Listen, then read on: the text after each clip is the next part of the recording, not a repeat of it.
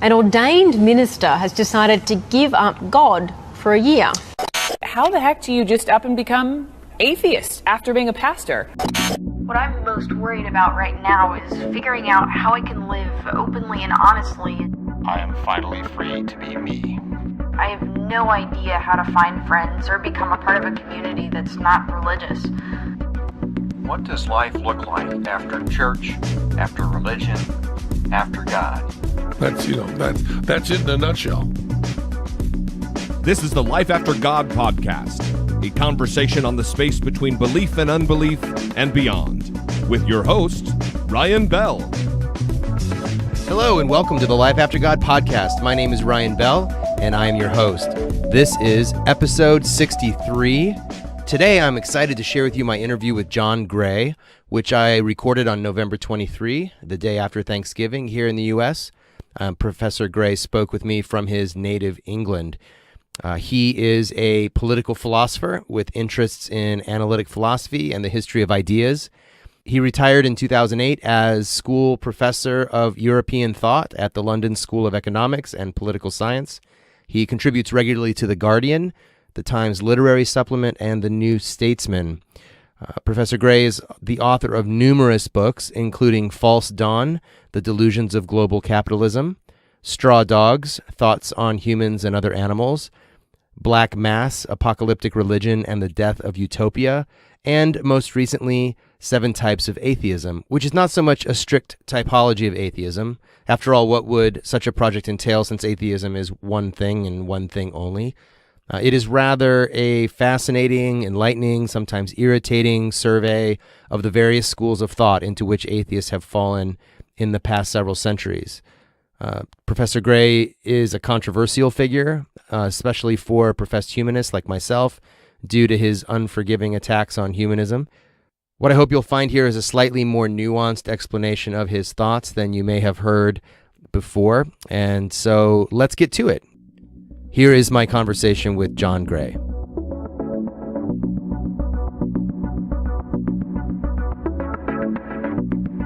It seems to me that the central thesis of your book, 7 Types of Atheism, is that Western philosophy can't escape the gravitational pull of Christianity, that humanism has merely replaced Yahweh with the myth of human progress, and science is like the sacred text. Do I have that roughly correct?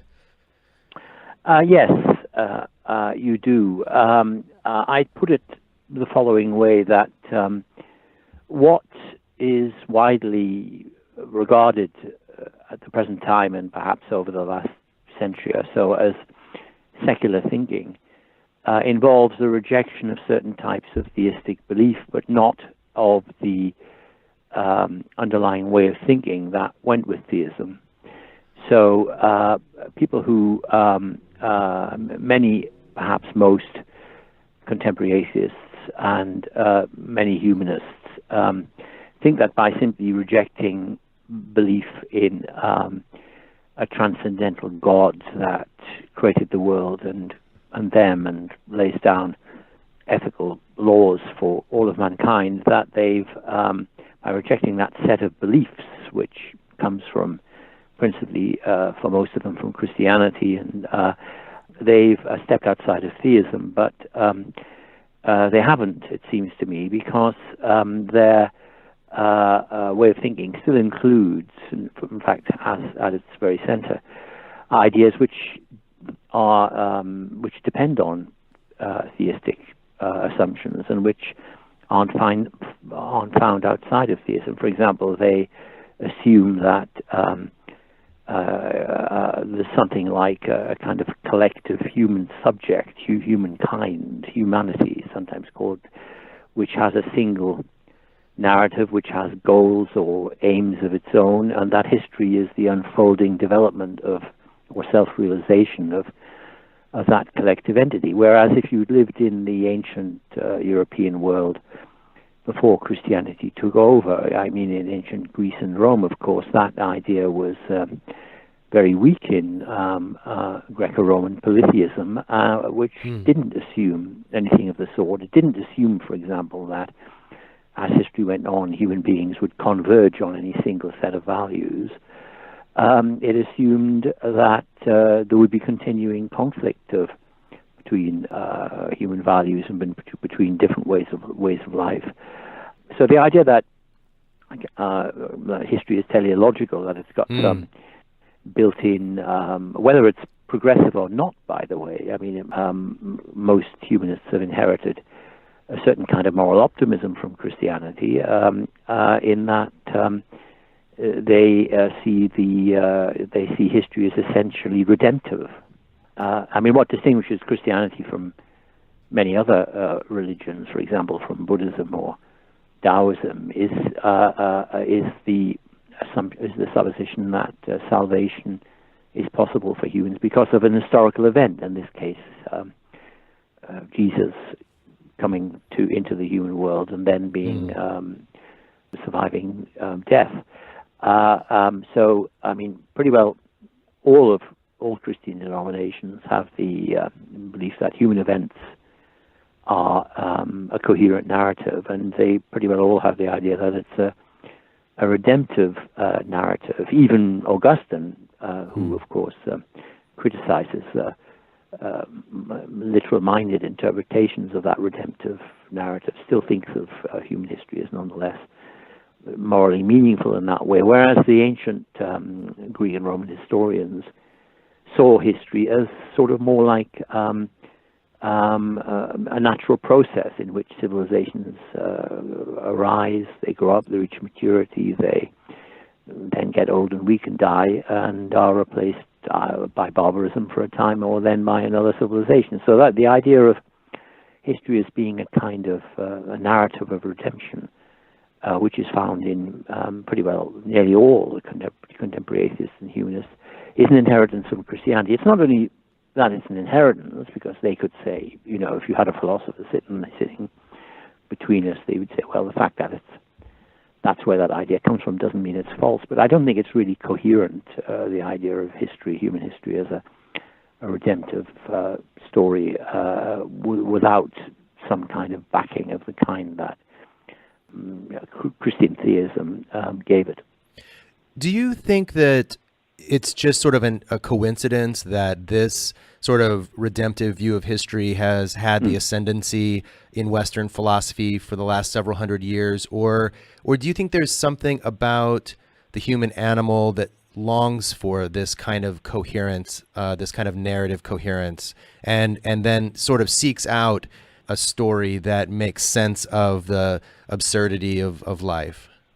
No, I don't think it's a universal human characteristic to look for meaning in history as a whole, because most human beings didn't until the emergence of Christianity and then of post-Christian humanism. There's nothing like that in Indian civilization, not much in Chinese, Japanese civilization. It's really only in the theistic faiths, and the belief that the secular belief that history has this character of meaning is definitely nothing like universal, because it only really arises with the beginnings of the decay of Christianity in Europe in the 18th century. I mean, it emerges a little bit before within Christianity in postmillennialism, with which you will be familiar. The idea that so the idea that humans can improve the world, and it's after that improvement has taken place that Jesus returns and so on. But in the more secular forms of the European Enlightenment, you're really talking about just the last few centuries. So, I mean, I find it very implausible, extremely implausible, to imagine that this small section of human experience in one civilization in the world, one part of civilization, of a single civilization in the world, over the last 200 or 300 years, should reveal some universal or perennial human need. Certainly humans seek meaning in their lives. They try to make it, but that doesn't at all necessarily involve the idea that human history is meaningful. I mean, you don't find that. You don't find it in Homer. Right. Yeah, it's very absurd in Homer. He sort of just lucks out on his way home. Yeah. I mean, it's just a Odysseus. series of it's a series of struggles and chances and mischances, and there's a personal narrative of Odysseus and of his relations with others that he interacts with, but there's no universal narrative. That's a very late development. And I think it's a development from within theism and from within Christianity as a whole. But of course, now that Western thinking and even Western culture has been dominated by it for the last couple of centuries, many people really can't do without it. They find the view of history, which actually is often presented in Shakespeare, in this respect in Lear and other of his more tragic plays, stepping outside, I think, of Christianity altogether. And they find that intolerable and can't live with it. But most of humankind hasn't been like that. I mean, most of humankind has either thought that meaning was guaranteed in history, was guaranteed by a transcendental power, God, or they haven't thought that there was any meaning in human history as a whole at all, and it wasn't at all tragic. It didn't even occur to them as a possibility. So, and this is why, I mean, one of the reasons that people find it very difficult to understand what I mean, even though I've reformulated dozens of times. I've more or less given up now. If they don't want to understand, that's their problem. They can read someone else instead. When I say that there's no progress, I mean, for them it's obvious that there's progress in a variety of ways. They think of technical progress, the fact that the drugs they buy at the drugstore are better and often cheaper than they were before, that they have smartphones. They think there's moral progress as well, because otherwise they wouldn't be themselves, would they? I mean, they nearly always think of themselves as embodiments of, however imperfect, of moral progress. But of course, what's meant by denying progress is just to reassert a human orthodoxy which existed in most civilizations in the world for the last 2,000 or 3,000 years, which would say, yes, there are periods of advance in which universal human goods are increased. You can have societies become richer, more knowledgeable, more peaceful, and then they start to decay. In other words, if you went back again to not only the ancient Greeks but the ancient Indians and others, you would find and Romans, you would find the idea taken as a commonplace that there were periods of advance in human events, in human history, but that they were regularly undone by permanent flaws in human beings, so that although there is advance in human knowledge, for example, it doesn't make human beings any more reasonable. Although there are even advances in human civilization, the quality of human civilization, they don't last very long. They tend to be followed by periods of decline or barbarism. That very simple idea is in fact too simple for practically anyone to understand now, although it was the idea that was taken for granted by pretty well everyone in the world until about 200 or 300 years ago. And the reason that it's hard, one reason that it's hard to understand, apart from historical parochialism, is that most post-Christians, and perhaps even many Christians these days, derive a substantial part of the meaning of their own lives from that belief. If you take it away, in other words, you could say, well, yes, you can do good in particular contexts, what William Blake called minute particulars, but the good that you achieve in society will benefit people for several generations. But as the society or the civilization grows older or comes up against intractable problems, it'll be washed away. It'll be swept away by barbarism or some disaster. That idea, which was a commonplace, as I say, in the ancient world, is just too much for people to stand now, so they can't understand that simple commonplace. Although, if you take a large enough, not 300 years, but say 3,000 years, it's amply corroborated by human history. And even in the history of the 20th century, was a history of utter disasters in Europe, from the First World War onwards, interwar fascism leading to Nazism, disaster in Russia and then in the Soviet state that followed, colossal losses of life, followed by further disasters in Maoism and so forth. And now, from saying that something like what is now underway couldn't happen, in other words, the reemergence of types of fascism or neo-fascism in Europe and of the far right in America, the partial undoing of liberal civilization, which is actually underway now. From saying that it was completely impossible, it would never happen, and that only a nihilist or a pessimist or a misanthrope could possibly imagine it as a real possibility. All these liberals are panicking now all over the place and saying saying the game's up, it's a catastrophe, how can we go on? Or they think that there might be what we're going through now is a kind of brief blip, and we'll get that in the politics of Europe and America.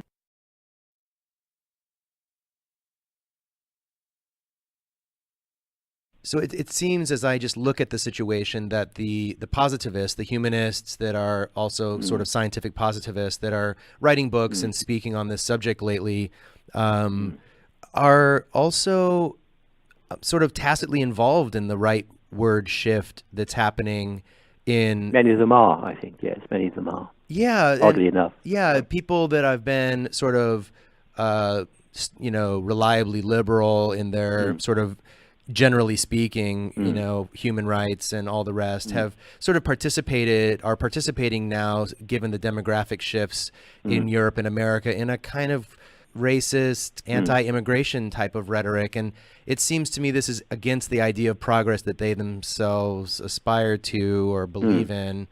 I don't know if you have any comment on that.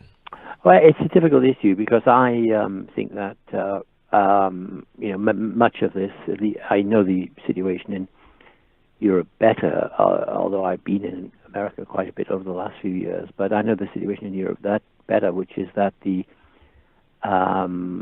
problems around the rise of the reemergence of the far right, which I've been, by the way, warning against for about 20 years, but a complete waste of time, it partly comes from a variety of reasons, of course, but from a kind of hubristic liberalism in Europe, the idea of dissolving borders in Europe, having no borders at all, and having a gigantic labor market which extends from Stockholm to Albania, for example, so anyone could move. Anyway, it comes up against so many difficulties and tensions and traditional attachments and economic inequalities and dislocations of populations and so on, that it was sort of clear to me that it would produce a major political reaction at some point, and that was partly triggered by the financial crisis of 2007 and 2008, which ended in Europe by the single European currency, which made it harder for countries like Italy, which is now run by more or less by a crypto-fascist government. Something everyone said was impossible has in fact happened. It made it very difficult for them to adapt to these changes. So in fact, there's a liberal hubris involved in this as one of the preconditions of the reemergence of this far right. I mean, after all, the question has to be, why has it happened now, and why has it happened in so many different countries at this time? I mean, it can't simply be, there's a sort of queer sort of idea of evil hovering about in this liberal humanism. The liberals who've been in charge for the last 30 years they're not willing to see any errors in their policies, or if they were, they just say they weren't liberal enough. Right. If only we'd been, that's a kind of very ideological stance, of course. It goes against something they also claim, which is that they are highly empirical thinkers, what they're sometimes called fallibilists. They're ready to recognize when they're wrong. The current generation of liberals practically never recognizes that it's been wrong. Right. It always insists that the solution would be more liberalism, more strong, rather like the Marxists who study the former Soviet Union. If only it had been Trotsky, not Stalin, everything would have been all right. These are, I think these are all so that's a kind of complicated issue, but I do agree with you to one extent to some extent, which is that many sort of rather primitive forms of scientism are being reinvented or rediscovered by these prophets of world improvement. There is a sort of hidden eugenics, not always so hidden eugenics agenda, which of course was a very strong feature of secular humanism up to the Second World War, which invalidated it. It was invalid already intellectually and I would say morally, but invalidated it as a public stance because of done by the Nazis. But that's now sort of retreating into the past. Another thing which I would mention is that a part of this reemergence of the far right, and also the far right, has been a revival of what can only be called anti-Semitism. I mean, that's right. particularly so on some sections of the British far left, where there's absolutely no doubt that there's a revival of anti-Semitism. And horrifying though this is, it doesn't surprise me entirely that it's happened, because what tends to happen in times of crisis is that everyone, or many people, including it now appears liberal, progressive rationalists, look round for some group which they can demonize and claim of causing these problems. They never looked at the problems in the liberal society themselves. Right, where it could have emerged. So this is all very, sorry, yeah, where it could have emerged within their own ideas. Yes, where there were flaws in their own ideas or their policies. Not flaws only coming from not being liberal enough, but flaws in the very ideas. Right. That's too challenging a position to adopt. So and threatening. I mean, I think threatening to people's identity. Yes, because it means that the identity that they base much of their lives and hopes and expectations on, and about the way the world will be as they get older and as their children grow up, is false. And that's a frightening prospect for them. Let me go back to something you were saying earlier about sort of this myth of human progress, or the idea of a sort of unitary human subject and vision of the world and kind of progress. Working itself out. Yeah. So where does that leave us regarding the notion of justice? And I know for many progressive Christians, including, progressive humanists, that the idea of justice, I mean, as a Christian, justice was grounded in the idea of God's authority, human beings created in God's image. I know you write about sort of the illusion of, I don't know if you use the word illusion, but sort of this illusion of human dignity, and that humanists try to carry over from the dignity that human beings under Christianity. Human uniqueness, certainly. But I guess my question is basically, is there a notion of justice that we can put our finger on, and even if we don't believe that the arc of the universe is bending towards that justice, can we at least identify, in your mind, something that we would call just and good, and work towards it? We can make decisions about. There are two ways to answer this. One is that I'm not a radical relativist or a postmodernist. I'd almost think of myself as a pre-modernist, actually, in some ways. But I think some of the ancient writers, religious and not religious, are, I think, incomparably wiser than many modern ones. But since I'm not a postmodernist, I do think there is such a thing as human nature, and I do think that goes with a certain set of goods and bads being species-wide. There are certain things that can be done or that can happen to a human being that are never good for that human being. Being tortured, for example, or suffering traumatic loss in infancy. These leave a permanent mark. And these, of course, are no different in this respect, no different from other animals. I mean, if you, I used to live in California for a while, back in 10 or 20 years ago, and I used to go to a number of zoos in California, and there was a clear difference between the behavior of animals in good zoos and the behaviors of animals in bad zoos. They didn't actually, in other words, the sort of postmodernist idea of the infinite elasticity of human beings, that they're just a sort of set of stories they tell themselves, and there's nothing permanent underneath that. It doesn't apply to other animals, and I would say that it's a kind of neo-Christian idea that humans are unique in this respect, especially if you're a Darwinist, which many of these progressive humanists say they are. That there is a constancy of human needs. So there are universal human values, but that by itself doesn't give you a single idea of justice or a single morality, because very often these values conflict with each other. And in fact, one way you can understand human cultures is that they emerge, human civilizations, from different settlements among these universal values. So pretty well all cultures have an idea of justice, And it may be that there are certain minimal elements of that that are more or less universal. But what you definitely can't do is absolutize the current liberal conception of justice and say that's what humankind has always been kind of looking for. That was there all along, which is a very implausible view actually when you think of it.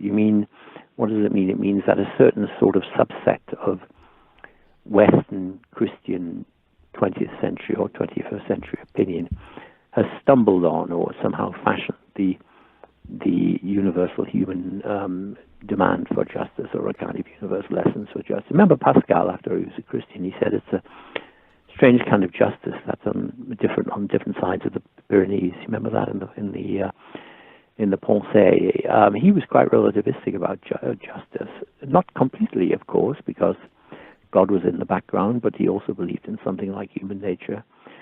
Although he said habit was the second nature of human beings, but he had something in common with a skeptic like Montaigne. So, and another sort of important point is that even if we could flesh out some broader conception of justice, it would contain contradictions. Sure. Contradictions. Well, and this seems to be the main problem when we're talking about moral theories, whether you're, consequentialist or a deontologist. These are not absolute theories that stand by themselves. Part of the problem, or maybe the problem, and I think it's important to discuss them, but they don't, to my understanding, none of them stand on their own. You can't purely be a consequentialist. I mean, you could try, but I think you'd soon find... some people try, and some people sort of carry it off. I mean, there's this movement called effective altruism. Yes. Which to me is a complete absurdity as far as I'm concerned. But you see, what they like is the idea of that they're rational. Right. So they apply to ethics a kind of maximizing idea, which they think is essential to being rational. So whatever's the maximal produces the maximal good or the maximal value in the world. One has there's a duty to pursue it. Of course, a number of questions you could ask. Where does the duty to maximize value come from? Right. Especially if you're an atheist. Well, and the same could be said for the categorical imperative. I mean, where does this come from? From any of these sort of ideas. But there's a more kind of subtle question, which is why should the seeming harmony of a theory be preferred over actual human experience, which is pretty well always been, actually, as revealed in, not so much in philosophy, but in drama and poetry and literature and art, has always been that basic human values conflict with each other. And working it out as we go along. Yes, just working it out and making choices which might not be there might be many, in fact I think there are many moral dilemmas in which there is no single right answer. Sure. Each of us strives to get one that we're satisfied with, but it wouldn't necessarily be one that would be the best one for someone else. There might be some solutions that are so bad that no one should adopt them, but there'll be a wide range of other solutions. Between which different persons in different circumstances or different cultures or civilizations or traditions or forms of life, shall we say, would make. And that seems to me to be the reality. So I'm suspicious of grand theories of human rights or grand theories of justice. I'm suspicious of them. And I think it's very easy to be carried away from them. It's better to try and stay closer to human experience and work out these dilemmas in, so to speak, local terms. Well, and this is where I wouldn't consider myself a radical postmodernist, but I think this is to my lay understanding, sort of the initial impulse of some philosophers in France in the in the 20th century to say these grand narratives about human potential and human achievement have ended up with body counts in the millions, and to be skeptical about those stories is a useful thing. Well, I've said somewhere that philosophies of history are rationalizations for mass murder. Wow. On the whole, and but I agree that's if you like a valid insight of postmodernism, though you also find it in Montaigne. Mm-hmm. So it isn't necessarily postmodernist kind of idea. And what I reject in postmodernism, though, is the idea that there is no substratum of enduring human nature, I think there clearly are a range of needs and impulses and desires and activities that go with being human, just as there are for other animals. And how could that be otherwise unless you thought that something like a transcendental God had gifted human beings with a soul, or some kind of freedom that other animals didn't have. So, I don't think that. There's a radical uncertainty in jettisoning a theistic vision of the world, and I think what I take away from your work, both here and in Straw Dogs, is that we are largely uncomfortable with that uncertainty and the messiness of life as it is, and we want to make it conform to some kind of ideal and meaningful pattern. And I think the skeptical, a rational pattern. And I actually, one of the other books I've been slowly wrestling with, even though it's very short, is Max Horkheimer's book, Eclipse of Reason. Yes. And he's really, I love it because it's not one of these classical philosophical texts. It's actually, it feels like a diary to me, like of him just wrestling with, how did we get here? Like, how did we go from, Comte's vision of a, humanity rising from its primitive nature into something beautiful and progressive into Nazi concentration camps. And he's saying there's something about this celebration or this almost worship of the human intellect and human reason that has led us astray. Am I on the right track there? Yes, I think so. There may not be an inevitable kind of, the Holocaust and the Gulag may not have been inevitable, but there were elements within the European and Western tradition of modern rationalism mixed with these vast kind of moral hopes inherited from Christianity, which didn't exist in the ancient world. There were elements within that which led to which led to the catastrophes that then happened. Maybe, as I say, not by strict inevitability, but it worked out that way. For it. There were some blind spots inherent in it that allowed. Well, you could even let's take it a different way. You could see, many of the regimes that have existed throughout history have been criminal in various ways. They've been tyrannous in various ways. But modern totalitarianism, which I sort of date as starting with the Jacobins, is different because the aims of the different forms of modern totalitarianism is to reshape society completely, or even to reshape humanity, humankind, to produce a higher level of human beings. Like an engineering.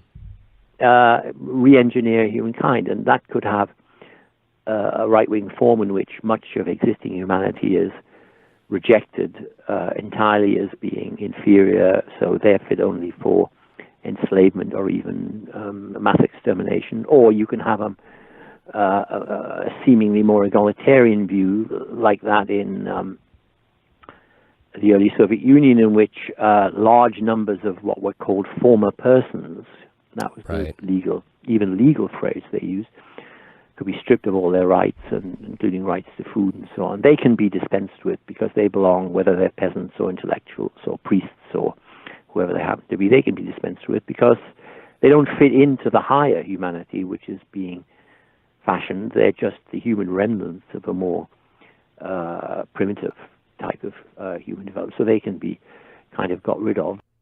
I have two questions that are related that I want to sort of get out and then let you sort of reflect on them. One is if let's say let's say you're right and that modern secular humanists have this sort of positivistic view of the world, that it can be improved on a trajectory and so forth. Like what's so and that the improvements are cumulative. That's the key that they're cumulative, right? And that we're sort of in the way that the growth of knowledge is cumulative.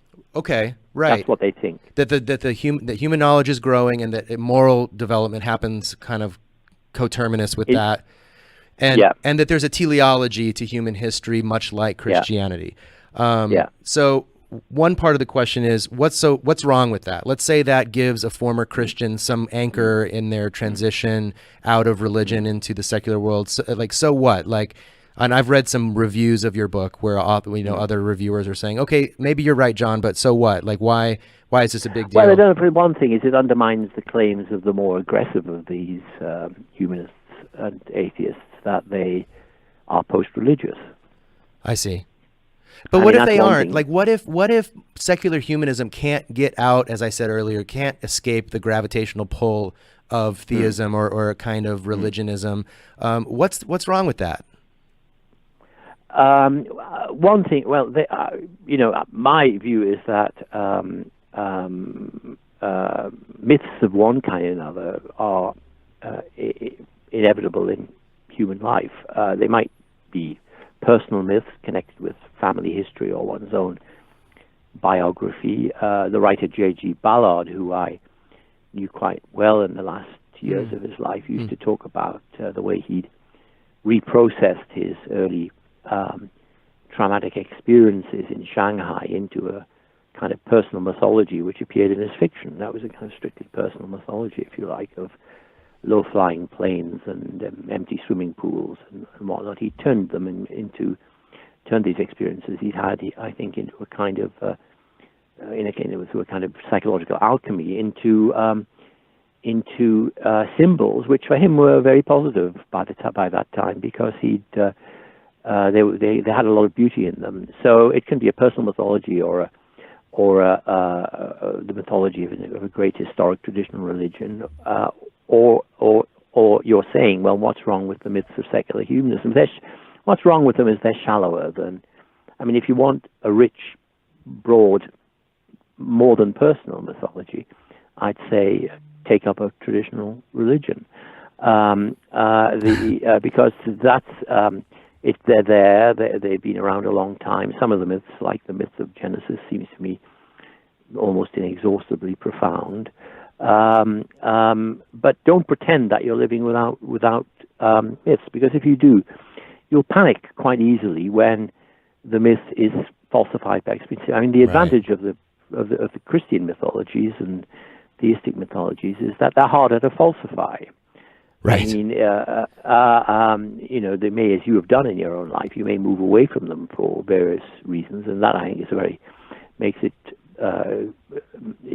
makes it more interesting to talk to you than it is to talk to someone who's only ever had one set of beliefs and myths. But the trouble with the secular myths of liberal humanism is that they're repeatedly falsified, and they're repeatedly. People who hold to them, if they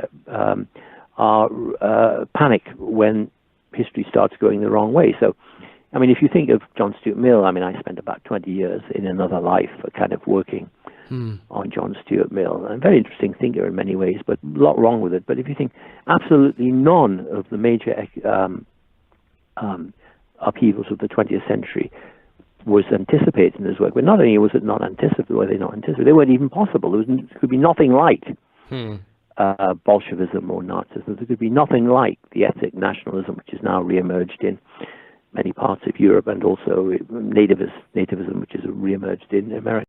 The test of a myth is not its truth, but its truthfulness to deeper human experience and more enduring human experience. And the test is it truthful to human experience in many circumstances and in many over long periods of time? And in that sense, I think if you want a myth, if that's what you're looking for, a myth that's more than purely personal, then you're better off with the traditional myths. I mean, I think Bertrand Russell, towards the end of his life, he's kind of a great atheist. He said, I'm not sure this is always true, by the way, but he said, religions are like wines; they get better as they age. And liberal humanism is quite a kind of brief, short-lived religion. It might not be around for very much longer as well. It could vanish the way many religions have done. After all, most of the religions that humans have had in their history have vanished.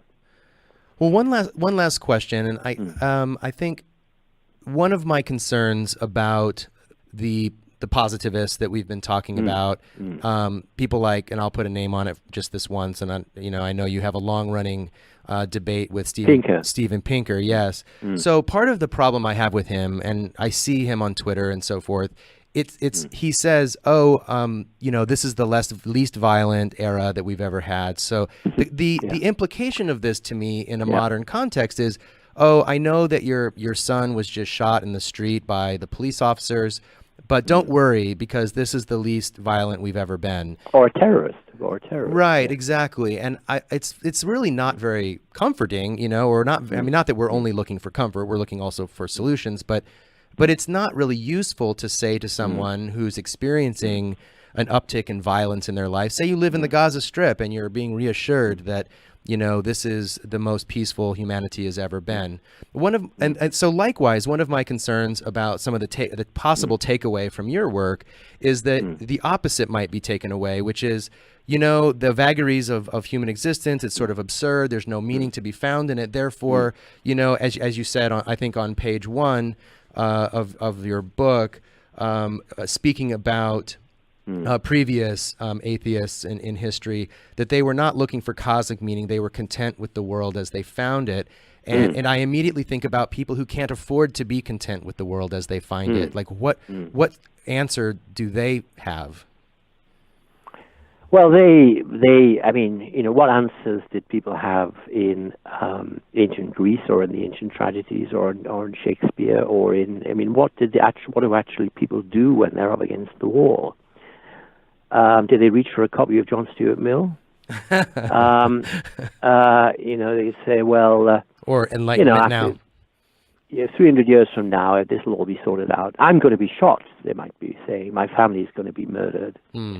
But still, that's not really so. I mean, what have they actually done? I mean, by the way, the idea that we're getting. I don't want to go into the statistical stuff. I think Nassim Taleb has criticized many of the statistical errors in Pinker's account. But one of the sort of features he basically represents war as a kind of vice of primitive societies, which I find. It's both obviously false, but it's also almost obscene. I mean, if you think of the Southeast Asia, for example, like all human societies, it was imperfect. But before the wars of the mid-20th century, before the French wars and then the American wars, and before the French wars there was the Japanese, before those wars, it was relatively highly peaceful. There were local and national conflicts of various kinds, but nothing like the mass murder that then took place when the neo-colonial wars of the mid-20th century leading up to the Vietnam War occurred. To attribute that terrible 30 years war to the backwardness of that society is just a sort of an incredible fantastical insult, as well as being kind of clearly false. They were just caught up in a kind of vortex of global conflict, and the, in many ways, rather beautiful societies that existed before were destroyed, completely destroyed. So it's an astonishingly, but it's characteristic. I've argued in many places. His audience consists of rattled liberals. They're anxious liberals who look around the world and it's not going the way they think. So they're reassured to hear that it isn't getting less violent. To the extent that it is less violent, that's, I think, mainly because of nuclear weapons. The huge industrial wars of the 20th century, the First and Second World War, became, direct wars of that kind became much harder to have when the major powers became nuclear. But then they fought their wars by proxy, as they did in Southeast Asia, for example, or in Korea, or now in Yemen. So the number of actual physical casualties may have declined, but that again could be a short-term phenomenon, as if these conflicts spiral, kind of proxy wars spiral out of control. So what do people do when? Actually, what people do mostly when they really have their backs up against the wall and there's no way out for them, is they revert, if you want to use that term, to traditional religion. And they organize themselves, right? They organize themselves. Yeah, but they very often, I mean, if they're up against the wall as a single isolated human being, or else as a family, and they can't organize themselves large scale, right? They very often, in fact, mostly, take up traditional religion. In other words, I mean, as one of the thinkers in this I cite, Shestov said, God is there in human thinking for what is actually impossible. Right. You're trapped. You're going to be killed. You're going to be murdered. You're going to be killed the next morning. That's a fixed element. You can't do anything about it. Nothing. No one can help you. You're done for. Right. What do you do then? I suggest you won't. I mean, if you're in a very sumptuous cell before you're going to be, you won't reach for John Dewey. Right. You won't reach for John Stuart Mill. You'll reach for some traditional text, or maybe for something, a poem, or a song, or a memory, or a memory. I don't. I mean, most of when they think of struggle, these liberal humans, they're thinking of some sort of campus conflict. Right. In which there's not, in the end, much for them to lose, actually. And so, I find those kinds of conflicts mostly comical. Yeah. Really, real human conflicts are much more desperate affairs, and they're nearly always sort of accompanied by taking up some sort of among the protagonists, some sort of religious or quasi-religious assumption. I think it's better to be open to that. It's not kind of absolutely universal. I mean, there were people who died in the struggle against Nazism who didn't have any religious beliefs at all. There's a poet I rather like, called Keith Douglas. He was killed in the desert in Africa at the age of 24, but the poetry he did was extraordinarily good, even though he was a very young man. And he had no beliefs of any religious kind at all, and he certainly didn't believe in liberal humanism or anything like that. He was asked what he was fighting for. He said, well, I'm actually fighting against Nazism. Right. And of course, people say, well, what are you fighting? You must have something you're fighting for. He said, no, I'm fighting against Nazism. After it's defeated, if I'm around, he wasn't actually, but then we'll think about what to do next. I'm fighting against Nazism. I think it's a very profound observation. And he was a tremendous poet. If you want to read a poet who's really stepped outside of Christianity, not like the First World War poets like Owen and others, they were all saturated in theism or humanism. He stepped right outside that, and yet he went there and he volunteered. He volunteered for the major battles. He actually disobeyed orders to get into one of the major battles, and he was killed. Wow. But he wrote some wonderful, though in some ways stark poetry, describing his experiences in those wars. So people can. I think there's a wide.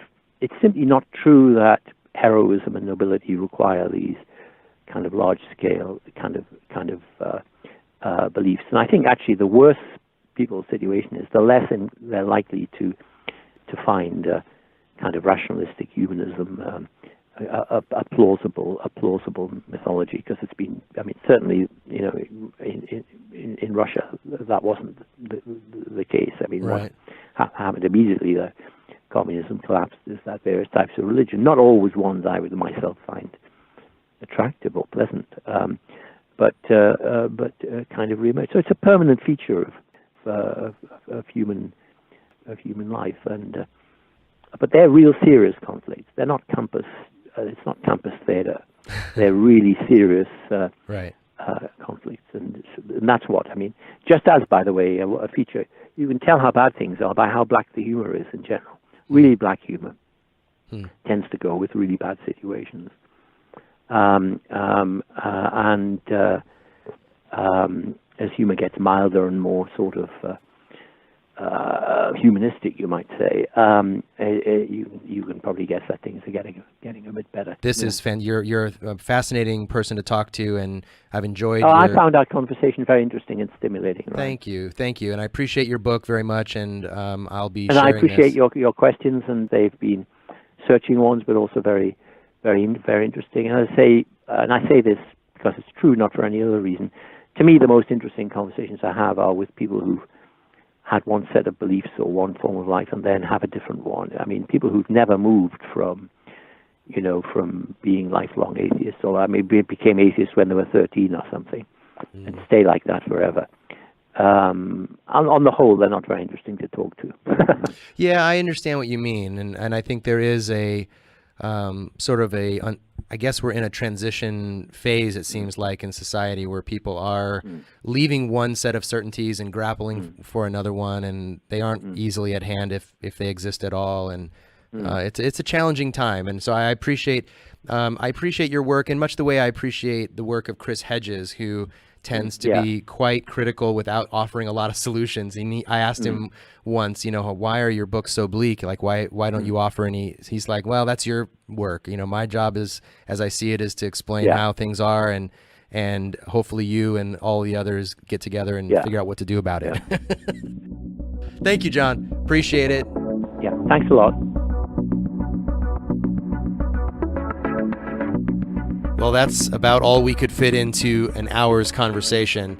I had so much more I wanted to ask him, and so many thoughts that kept coming up as he spoke. So forgive me for not asking the all-important question that's perhaps on your mind right now, but I hope this is enough to stimulate thought and provoke discussions on your end, wherever you are, and perhaps inspire some additional reading for you. I want to say a few things here in conclusion, just kind of my personal reflections and struggles with the issues that he has raised. I struggle at times to understand what he wants of us. What does he want the reader, the listener, to do in light of what he thinks is the actual state of human affairs? I tend to be a rather pessimistic person myself in my general outlook on the world, and often flirt with nihilism. There's almost something comforting about surrendering to the absurdity of the world and my powerlessness to make any difference whatsoever. And I think John often provides some fodder for one's latent nihilism. At least he does for me. So perhaps I'm drawn to him for that reason, because he gives voice to that inner cynic in me. I also cannot escape, however, my feeling, and perhaps it isn't anything more than a feeling, that life is precious, even sacred in some sense. And if we humans are special, even in the most trivial way, then life is worth fighting for, and not just for mere survival, but also for fullness and richness of life for all of us, as well as our other animal companions.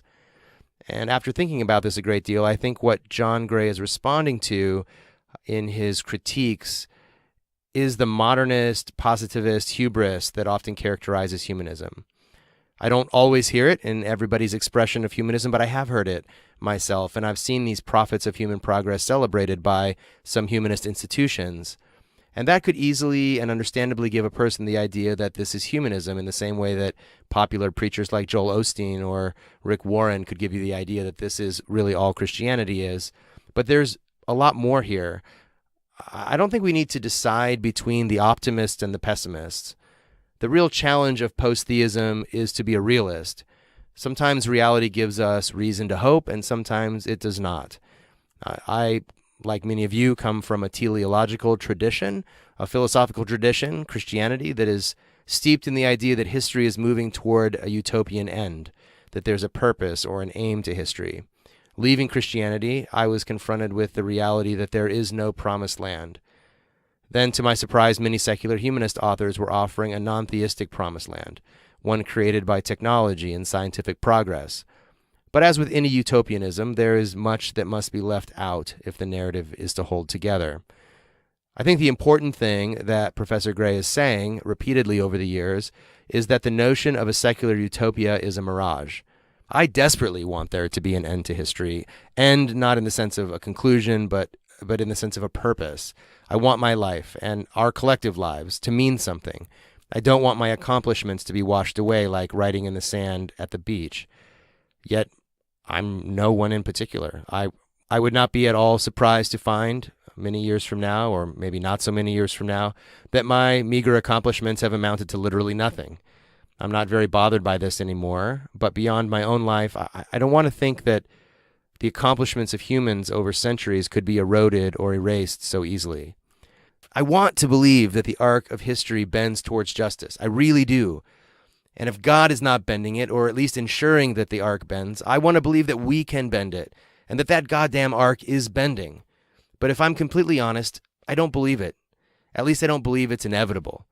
Perhaps things bend towards justice, perhaps they don't. It really depends on the decisions that we make later on today, and tomorrow, and the next day.